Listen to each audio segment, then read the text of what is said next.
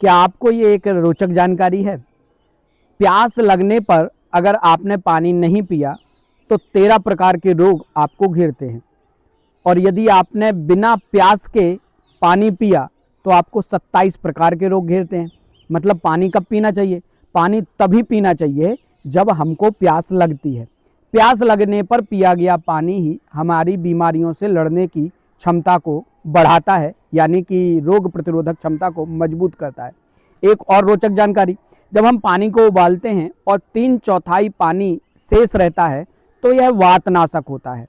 यदि यही पानी लगभग आधा बचता है, 1/2 बचता है, तो यह पित्त शामक होता है, और यदि यही पानी 1/4 शेष रह जाता है तो यह कफ शामक होता है। तो पानी का तापमान या पानी को उबालने के बाद बची हुई राशि भी हमारे वात, पित्त और कफ तीनों दोषों को संतुलित करने में बेहद महत्वपूर्ण रोल अदा करती है। पानी पीने के कुछ ऐसे नियम जो जानकर आपको अभी आश्चर्य होगा।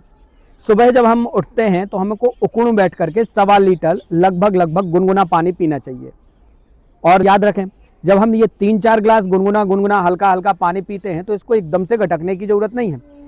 एक घूंट पानी पीजिए और थोड़ा सा उसको मुंह के अंदर चलाइए, जैसे हम चबा रहे हैं कुछ।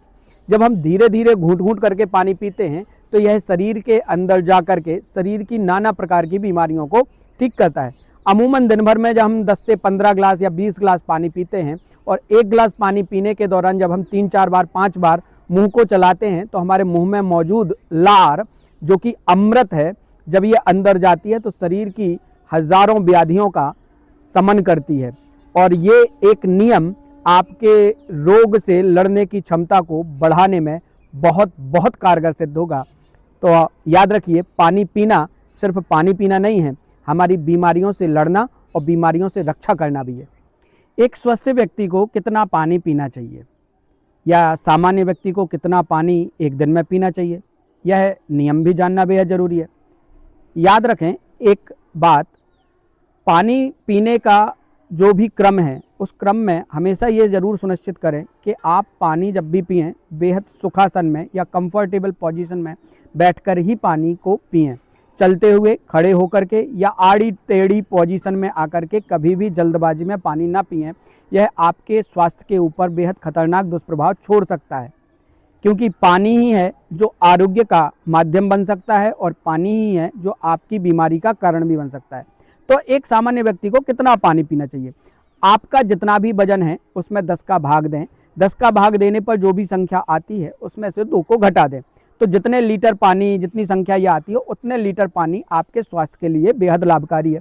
जैसे कि मेरा वजन 70 किलो है, मैंने इसमें 10 का भाग दिया, 10 साते 70, 7 आया।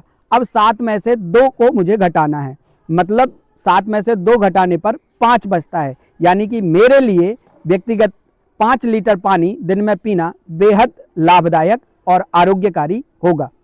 एक स्वस्थ व्यक्ति को किस पात्र में रखा हुआ पानी पीना चाहिए या स्वास्थ्य को मेंटेन करने के लिए हमें किस मौसम में किस बर्तन में रखे हुए पानी का पीना लाभकारी सिद्ध हो सकता है?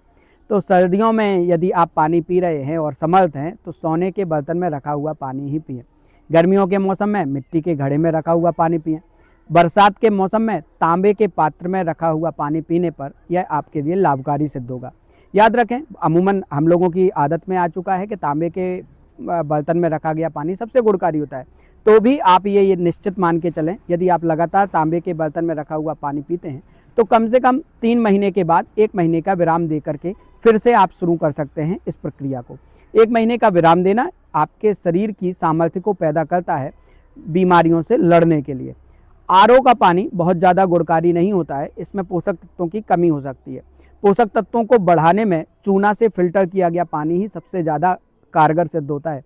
और कुछ एक नियम ऐसे भी हैं जो हमको जानना जरूरी है, जैसे कि गिलास से पानी पीना चाहिए या लोटे से। तो गिलास की जगह पर लोटे से पिया गया पानी आपके लिए स्वास्थ्य में सहयोगी ज़्यादा सिद्ध होता है। खाना खाने के कितनी देर बाद अमूमन एक स्वस्थ व्यक्ति को पानी पीना चाहिए? बहुत सारे नियम हैं। अक्सर लोगों को हम देखते हैं जो वात रोगों का शिकार होते हैं, उनके पानी पीने की ये जो आदत है वो बेहद ख़राब होती है। घूंट घूंट करके खाना के बीच में पानी पीते रहते हैं, या खाना खाएंगे उसके बाद बहुत सारा पानी पी लेंगे। तो पानी पीने का नियम आपके वात रोगों पर और आपके शारीरिक स्वास्थ्य के ऊपर बहुत गहरा प्रभाव डालता है। याद रखिएगा, यदि आप मजदूर हैं, मेहनत का काम करते हैं, तो आपको कम से कम खाना खाने के 1 घंटे बाद ही पानी पीना चाहिए। हाँ, पानी पीने के बाद जूठे ना रहें। अमूमन लोगों की आदत आती है कि जूठे कैसे उठेंगे। जूठे नहीं उठना है, आपको कुल्ला करके अच्छे से दांतों को साफ करके पानी बाहर निकाल सकते हैं। लेकिन पानी निगलना यानी कि गटकना बिल्कुल भी ना करें खाना खाने के 1 घंटे बाद तक। यदि आप शारीरिक व्यायाम नहीं करते हैं तो याद रखिएगा कि आपको तो 90 मिनट बाद तक लगभग 1.5 घंटे तक खाना खाने के बाद पानी नहीं पीना चाहिए। इससे आपका स्वास्थ्य बेहतर होता जाएगा।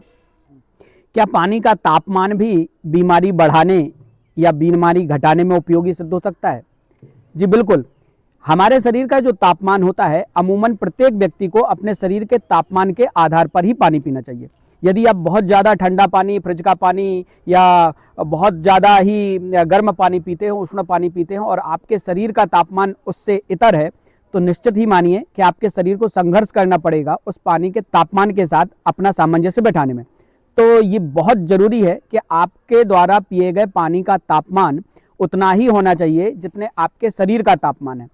जब हम तापमान के अनुकूल पानी पिएंगे तो हमारा शरीर सहजता से उसको स्वीकार कर लेगा, एडॉप्ट कर लेगा और अपने अंदर ग्रास्प कर लेगा। जब वो पानी आराम से ग्रास्प होगा तो उसके न्यूट्रिएंट्स है, उसमें समाहित मिनरल्स हमारे शरीर की जीवनी शक्ति को बढ़ाएंगे, ना कि जीवनी शक्ति में उथल पुथल पैदा करेंगे। अमूमन प्रत्येक व्यक्ति के शरीर का तापमान 37 डिग्री सेल्सियस होता है, इसलिए 37 डिग्री सेल्सियस पर ही पानी को पिया जाना चाहिए। कौन सा पानी सबसे ज़्यादा शुद्ध माना गया है?